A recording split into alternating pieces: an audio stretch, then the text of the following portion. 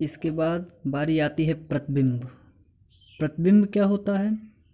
किसी वस्तु बिंदु से चलने वाली प्रकाश की किरणें, चाहे वो वस्तु हो चाहे वो कोई बिंदु हो, तो किसी वस्तु बिंदु से चलने वाली प्रकाश की किरणें दर्पण से परावर्तन के पश्चात किसी दूसरे बिंदु पर या वास्तव में मिलती हैं या मिलती हुई प्रतीत होती हैं। चूँकि दर्पण दो प्रकार का होता है, तो किसी में या तो वास्तव में मिलेंगी या मिलती हुई प्रतीत होंगी।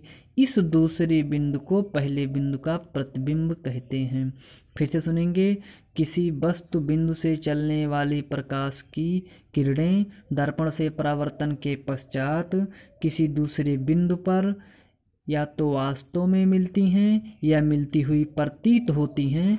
इस दूसरे बिंदु को ही पहले बिंदु का प्रतिबिंब कहते हैं। एक बार फिर से सुनिएगा।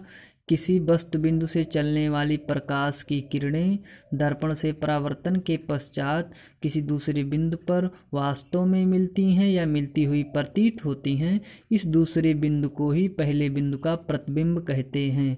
देखिए, प्रतिबिंब दो प्रकार का होता है। एक वास्तविक प्रतिबिंब होता है जिसे रियल इमेज कहते हैं, और दूसरा आभासी प्रतिबिंब होता है। सबसे पहले चलते हैं वास्तविक प्रतिबिंब पर।